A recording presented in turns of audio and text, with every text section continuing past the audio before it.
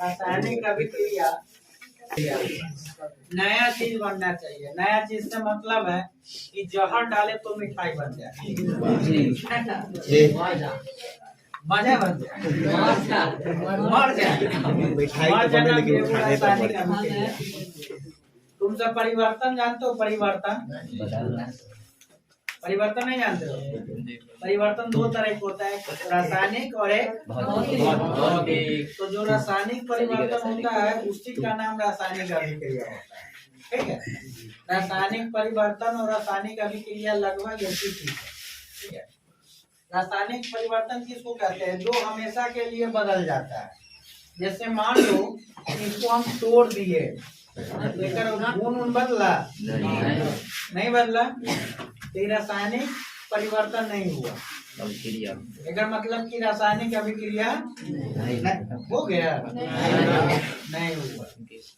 किसी भी चीज को तोड़ देना, हाँ, हरियर पेड़ के तोड़ोगे बेचारा सूख जाएगा, तो वो अलग के बात है ना। मगर सूखले पेड़ के तोड़ोगे तो रासायनिक अभिक्रिया नहीं होगा, रासायनिक परिवर्तन। देखते हो ना, दूध रहता है हल्का मीठा लगता है ना, मीठा जी, पियो दूध जी। और जब वो दही बन जाता है तो बेचारा खट्टा हो जाता है, गुण बदल गया ना जी। दूध बहने वाला होता है, दही सॉलिड हो जाता है।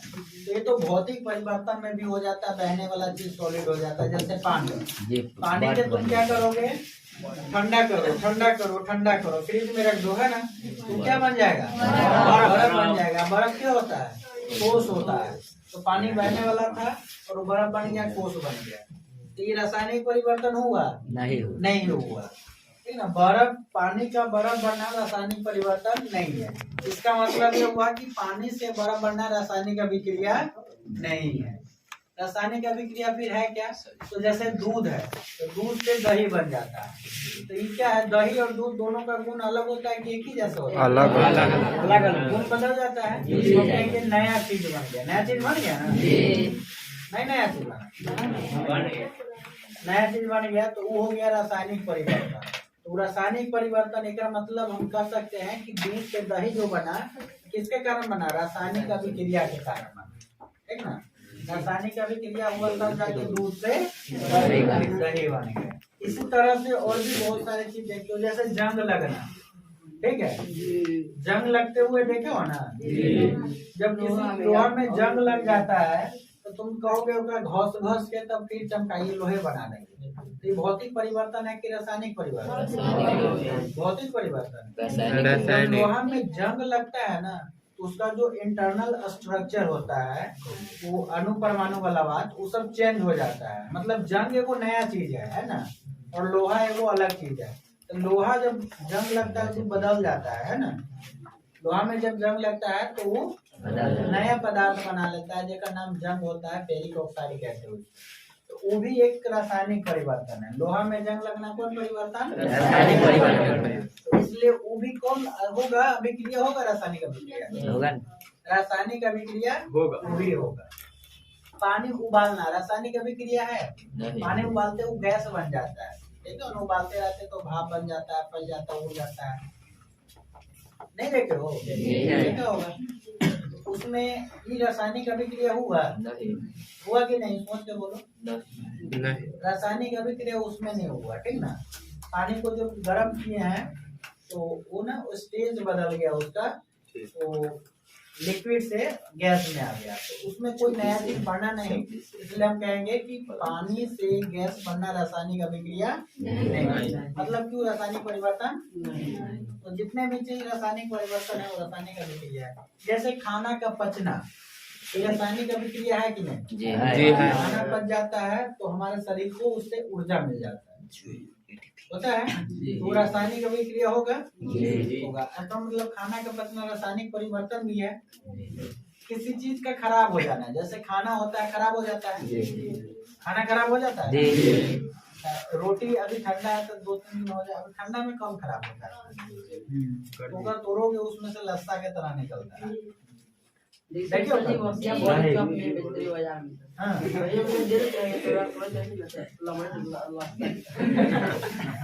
वो खराब रहता है। तो खाद्य पदार्थ होता है उसका खराब होना भी रासायनिक परिवर्तन है। मतलब उसमें एक नया चीज बन जाता है, विषाक्त चीज जो खाओगे तो तुम बीमार पड़ सकते हो, पेट में दर्द हो सकता है। ऑक्साइड के कारण होता है, वो ऑक्साइड में बदल जाता है। जो तेल के कण रहता है वो ऑक्सीजन से क्रिया कर लेता है। तेल को वसा कहते हैं, हम किताबी भाषा में तेल को क्या कहते हैं? वसा, जिसको फैट कहते हैं, ठीक ना। तो वो ऑक्सीजन से क्रिया कर लेता है और बदल जाता है, तो बन जाता है ऑक्साइड, और इसी कारण खाद्य पदार्थ खराब हो जाता है। बताओ, खाद्य पदार्थ का खराब होना ये रासायनिक परिवर्तन है कि नहीं? इसका मतलब खाना का खराब होना है, रासायनिक अभिक्रिया भी होगा। तुम सब आलू वगैरह काट के छोड़ दियो, काला होता है ना, सब काट के तनका देर छोड़ दोगे तो क्या होता है? काला, पूरा काला हो जाता है। तो काला क्यों होता है? पानी में रासायनिक परिवर्तन के कारण। सेव में जो ऊपर जलवाष्प रहता है, जल के कण रहता है, वो ऑक्सीजन से क्रिया करता है, ऑक्साइड बना देता है, जिसके कारण वो काला हो जाता है। इसका मतलब वो रासायनिक परिवर्तन हो जाता है। रासायनिक परिवर्तन होता है मतलब कि वो रासायनिक अभिक्रिया हो जाता है। तो सेव के काटने पे काला हो जाना रासायनिक अभिक्रिया हुआ जी। खाना का खराब हो जाना रासायनिक अभिक्रिया हुआ जी।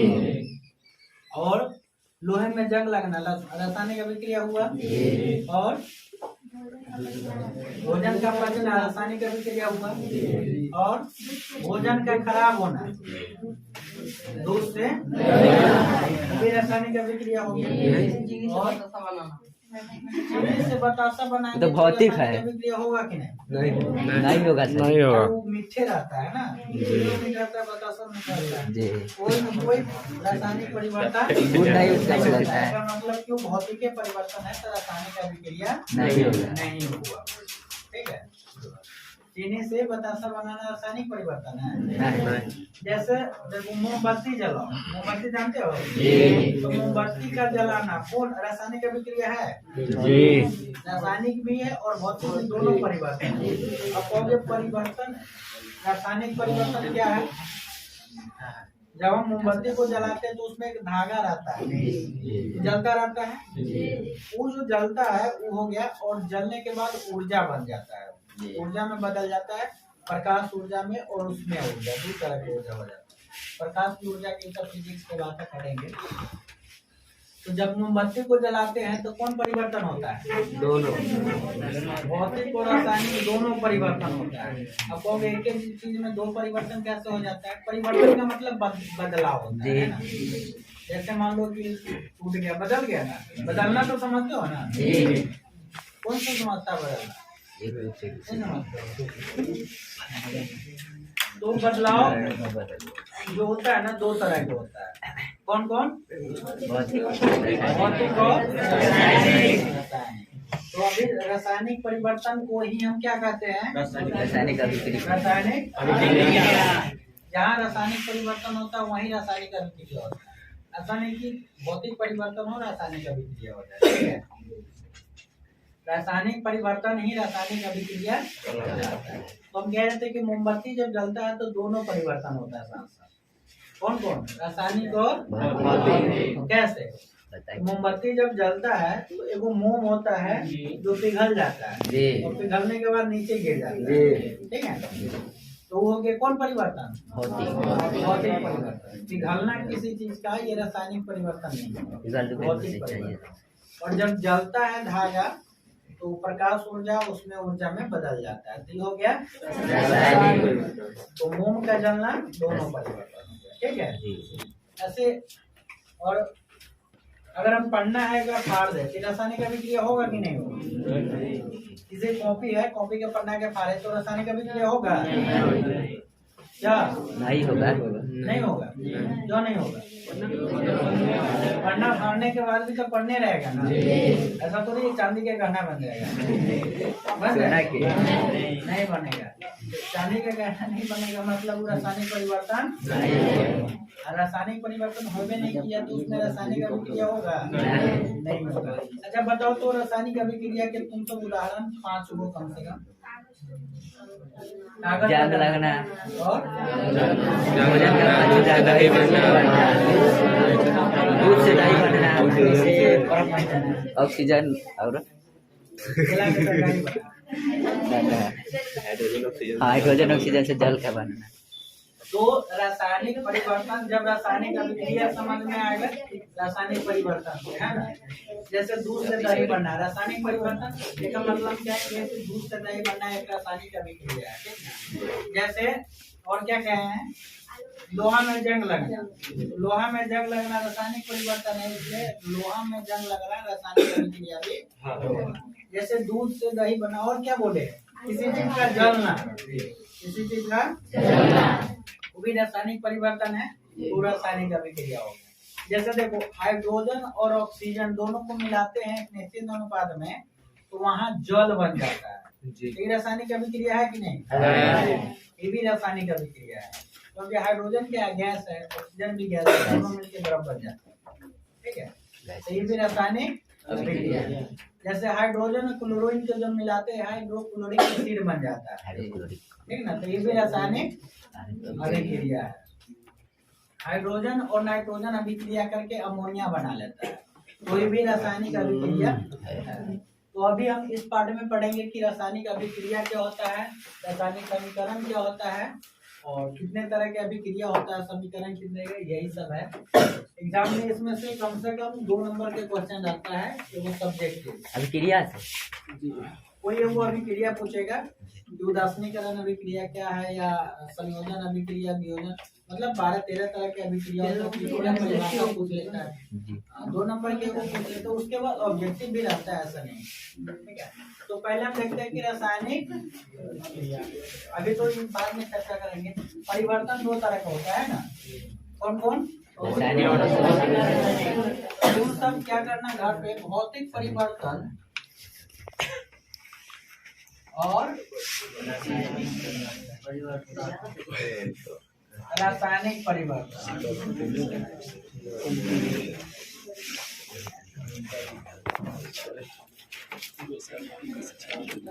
में अंतर लिखना, ठीक है ना। भौतिक परिवर्तन रासायनिक परिवर्तन में लिखा जाएगा, कौन सब लिख लेगा। भौतिक परिवर्तन में कोई नया पदार्थ नहीं बनता है, भौतिक परिवर्तन में रासायनिक परिवर्तन में नया पदार्थ बनता है। भौतिक परिवर्तन में पदार्थ के मूल जो गुणधर्म होता है वो नहीं बदलता है।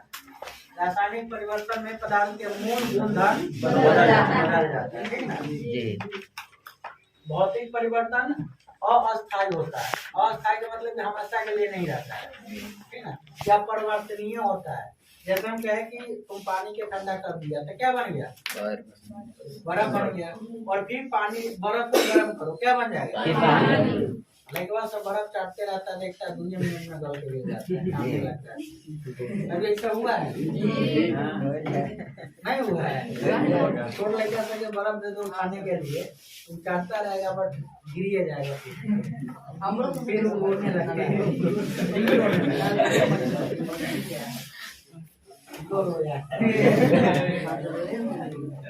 ऐसे होता है। कौन परिवर्तन के कारण?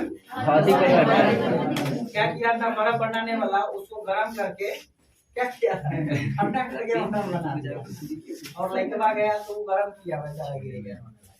तो भौतिक परिवर्तन क्या होता है, अस्थायी। अस्थायी का मतलब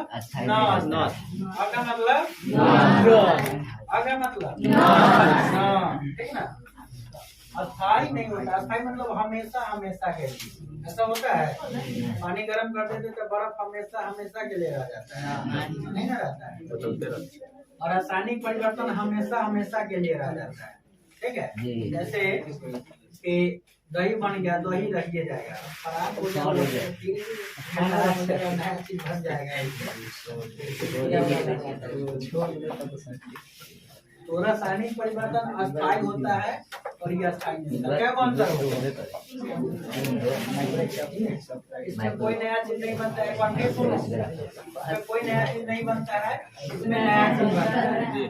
चीज मतलब पदार्थ, नया पदार्थ बनता है। इसमें पदार्थ के मूल गुणधर्म नहीं बदलता है। मीठे तो मीठे रहेगा, तीखे है तो तीखे रहेगा, है ना, खट्टा है तो खट्टे रहेगा। अगर इसमें पदार्थ के मूल गुणधर्म कुछ खट्टा है तो मीठे बन जाएगा, है ना, कोई मीठा है तो तीखा बन जाएगा।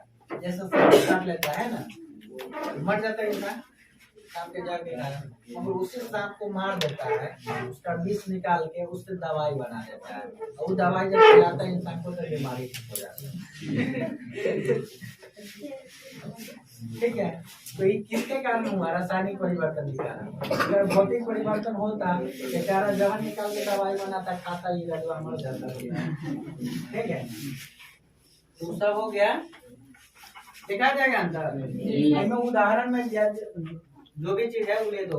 उदाहरण लेकर क्या होगा?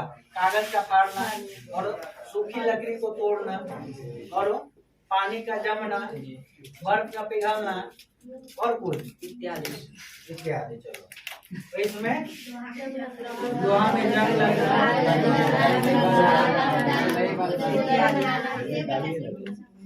सेब की काटने पे काला हो जाना और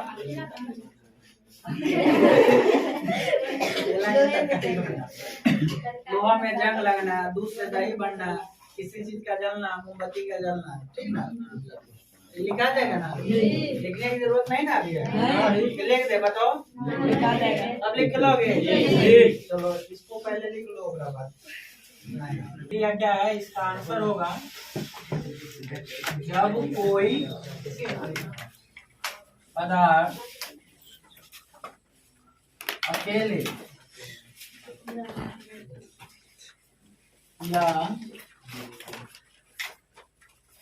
अन्य पदार्थ के साथ मैं लिख रहा हूँ।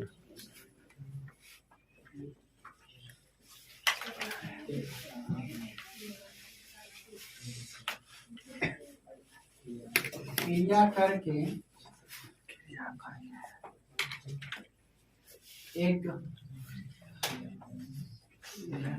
नए भिन्न गुणधर्म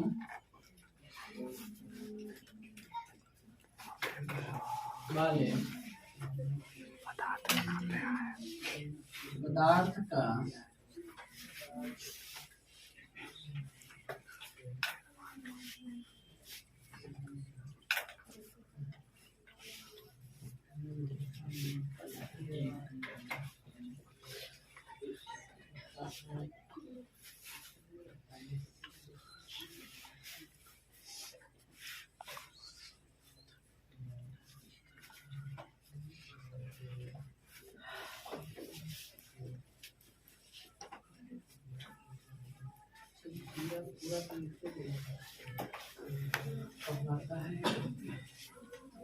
ठीक है, तो उसको हम गर्म करते तो टूट जाता है ना? अकेली ना था, टूट गया, दो चीज बन गई।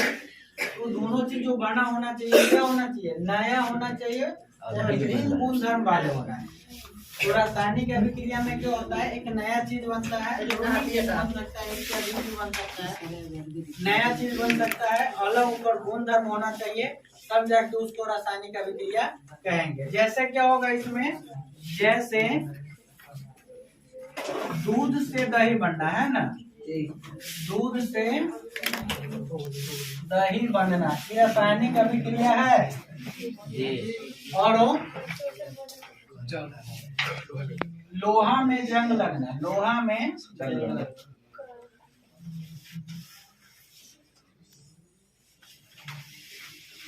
जंग लगना, खाद्य पदार्थ का खराब होना,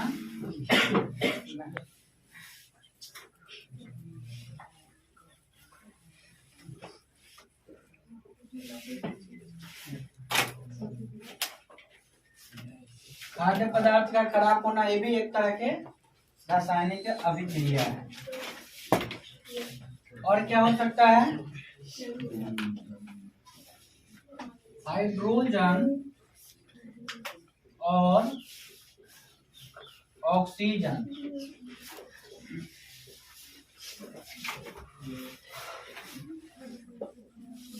को मिलाने पर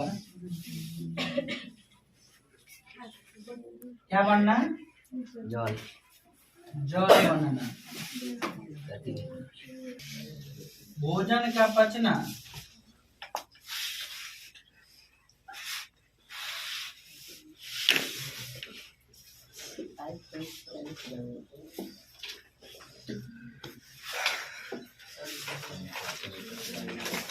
हाइड्रोजन और क्लोरीन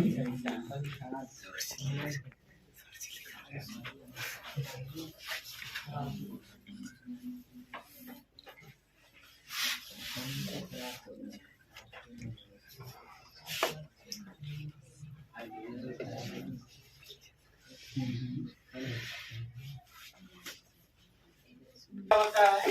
अब हम देखते हैं लिखे है कि हाइड्रोजन और ऑक्सीजन को मिलाने पर जल बनता है। तो इसमें समय कम लगा है, नहीं ज्यादा समय लगा लिखने में। उसके बाद ज्यादा जगह भी तो चाहिए, कलम को भी ज्यादा ध्यान होगा जी, समय जरूरी है। अपने यहाँ हाइड्रोजन करता है कहीं और को वह कुछ नाम होगा, ठीक ना। अपने यहाँ जल कहता है, मेरे सब तो वाटर ना कहता है, जल जाता है। कहीं दूसरा देश में कुछ और कहता होगा। इस सब के लिए केमिस्ट्री में वो बाधा उत्पन्न होगा। इसे सबको दूर करने के लिए क्या किया कि एक जगह पे हाइड्रोजन हिंदी में ना लिखिए, बड़ा संकेत का यूज करता है, ठीक ना। उसी का नाम होता है रासायनिक संकेत। क्वेश्चन होगा कि रासायनिक समीकरण क्या है ना। रासायनिक समीकरण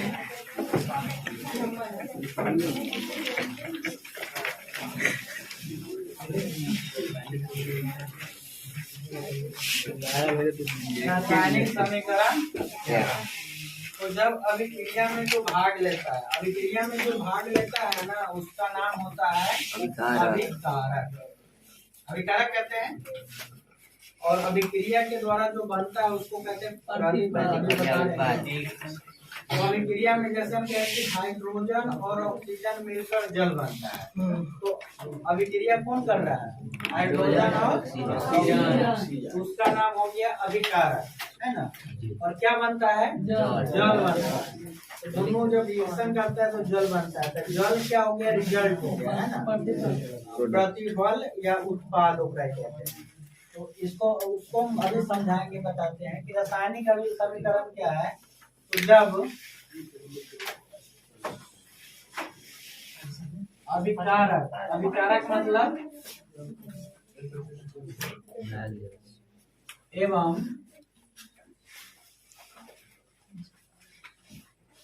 प्रतिफल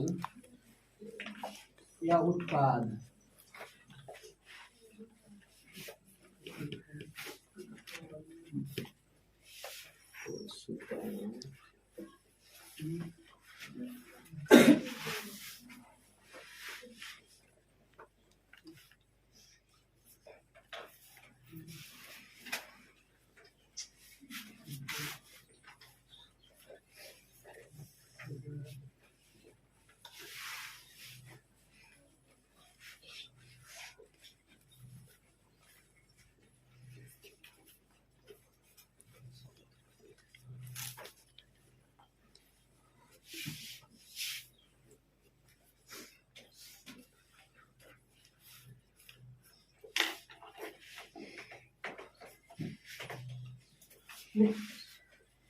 जब अभिकारक और प्रतिफल या उत्पाद को कैसे संकेत या सूत्र और संकेत में लिखा जाता है, व्यक्त करना मतलब लिखा जाना, उसी का नाम क्या हो जाता है? समीकरण। ऐसे समझ में आ जाएगा जैसे हाइड्रोजन प्लस ऑक्सीजन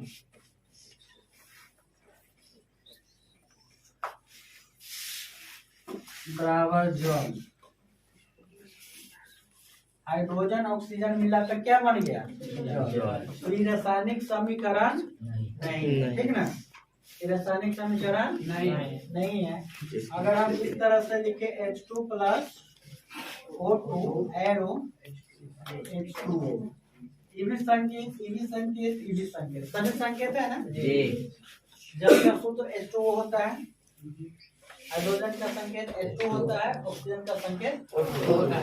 तो ये क्या बन गया, सूत्र संकेत आ गया ना, ये क्या बन गया, रासायनिक समीकरण बन गया।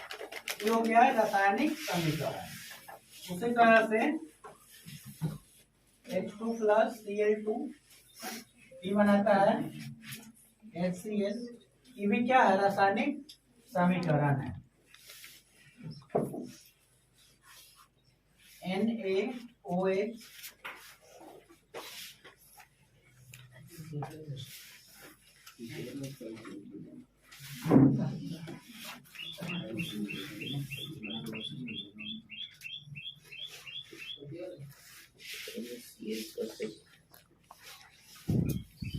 ये क्या है, ये सब जो लिखे हैं ये इसी को क्या बोला जाता है, रासायनिक समीकरण। इसमें दो चीज आए हैं जो समझ में नहीं आएगा, एक अभिकारक और दूसरा प्रतिफल। तो उसको ऐसे समझाने के बाद बताते हैं कि अभिकारक होता है। जैसे अभिकारक यहाँ भी समझ में आ जाएगा, ये दोनों भाग ले रहा है ना अभिक्रिया में, ये दोनों ना अभिक्रिया कर रहा है, तो जो अभिक्रिया में भाग लेता है उसको कहा जाता है अभिकारक। अभिक्रिया में जो चीज बनता है उसका कहते हैं प्रतिफल या उत्पाद। में अभिकारक कौन कौन है, इनमें H2 और CO2 क्या हो गया अभिकारक और HCl क्या हो गया प्रतिफल या उत्पाद। जो अभिक्रिया में भाग लेता है उसको अभिकारक अभिकारक कहते हैं, और जो अभिक्रिया के फलस्वरूप बनता है उसको प्रतिफल। इसको तो ऐसे भी याद कर सकते हो, जैसे के लिए ये सब है, जो ऑक्सीजन और हाइड्रोजन है, तो ये दोनों क्या हो गया अभिकारक और इस साइड जो है वो प्रतिफल। एक बात है कि इसमें तीर का प्रयोग करते हैं, जैसे यहाँ बराबर लिखे हैं है ना, इसमें तीर लिखे हैं, तीर क्या देता है, रासायनिक समीकरण में तीर का उपयोग क्या करते हैं, बराबर का उपयोग करना चाहिए था। बराबर का उपयोग इसलिए करते हैं कि बराबर लिख देंगे तो हमें ये पता नहीं होगा कि अभिक्रिया कौन कर रहा है, प्रतिफल क्या बन रहा है। जैसे हम बराबर लिखे तो क्या समझ में आएगा, जल से ऑक्सीजन हाइड्रोजन बना हुआ है कि हाइड्रोजन ऑक्सीजन से जल बना हुआ है, समझ में नहीं आ रहा है, मगर यहाँ देखने पे समझ में आ जाता है। ये दोनों चीज मिलके अगला बना रहा है, ठीक ना, फिर ये दोनों चीज मिलके ये बना रहा है, ये दोनों चीज मिलके ये दोनों बना रहा है। तो इसमें क्या होता है कि अभिक्रिया के दिशा पता चल जाता है कि अभिकारक कौन है और प्रतिफल कौन। 2 नंबर के क्वेश्चन पूछेगा तुमसे कि रासायनिक समीकरण में तीर का चिन्ह क्यों दिया जाता है, रासायनिक समीकरण में तीर का चिन्ह क्यों दिया जाता है। बराबर देना चाहिए था, तो बराबर न दे के क्या देते हैं, क्यों देते हैं, क्योंकि तीर हमें बताता है क्या मिल के क्या बनता है, अभिक्रिया के दिशा को बताता है। ये क्लियर करवा देता है कि अभिकारक कौन है और प्रतिफल कौन है। इसका जवाब हो जाएगा ना। अब बात तुमको याद रखना कि समीकरण जो होता है ना, रासायनिक समीकरण में 2 तरह का होता है। रासायनिक समीकरण कितने तरह का होता है, 2 तरह के। एक होता है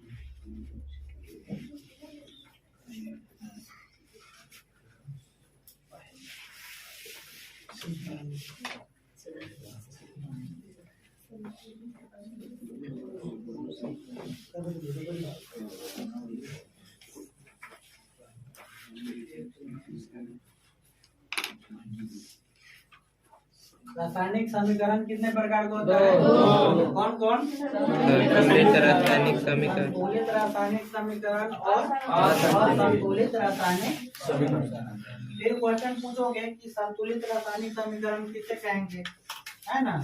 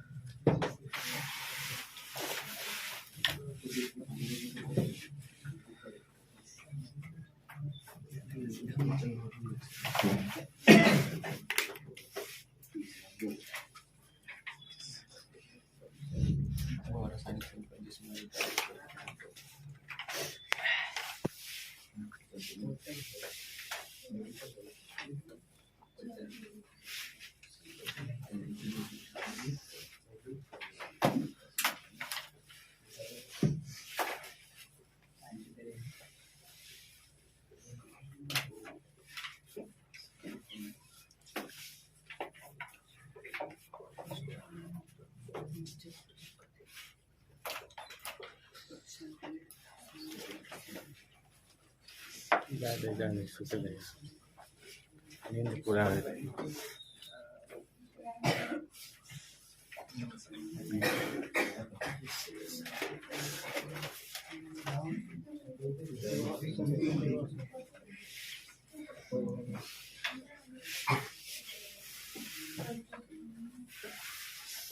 संतुलित रासायनिक समीकरण किसे कहते हैं? रासायनिक समीकरण में अभिकार और प्रतिफल में उपस्थित तत्वों के परमाणु संख्या समान।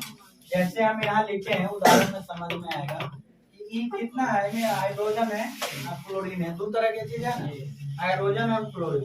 अभिकारक में हाइड्रोजन क्या वो ये ना अभिकारक है, हाइड्रोजन क्या वो है दो, और ये प्रतिफल में हाइड्रोजन क्या है वो एक गो। तो इधर हाइड्रोजन दो गो है, इधर हाइड्रोजन एक गो है, ये संतुलित हुआ नहीं।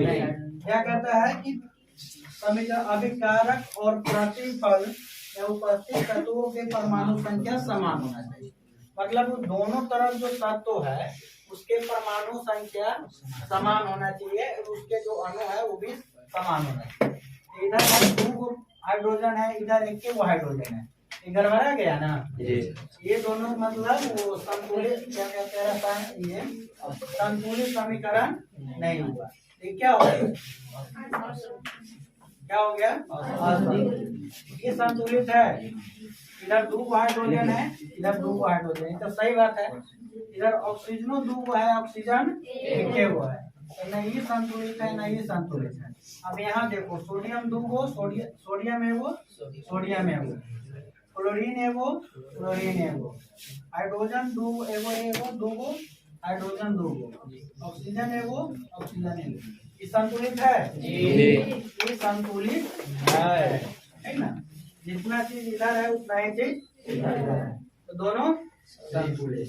अगर संतुलित ना भी रहता है तो उसको संतुलित करना पड़ता है। अगर संतुलित नहीं करेंगे तो फिर द्रव्यमान संरक्षण के नियम का पालन नहीं होगा।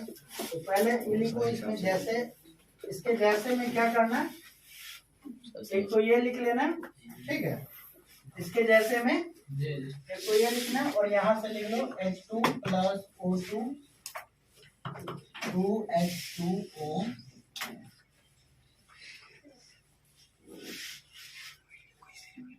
क्या वो हाइड्रोजन है, दो है, अरे दो आ गया तो गुना कर दो, दो बनी चार, यहाँ भी चार वो है, ऑक्सीजन क्या है दो गो, इधर भी आगे है तो उस सब में गुना कर दो, ये क्या हो गया संतुलित। तो अभी क्रिया लिख लो, में लिखना नहीं है, जैसे जैसे वो लिखा हो ना, क्या लिखे रहो, रासायनिक अभिक्रिया में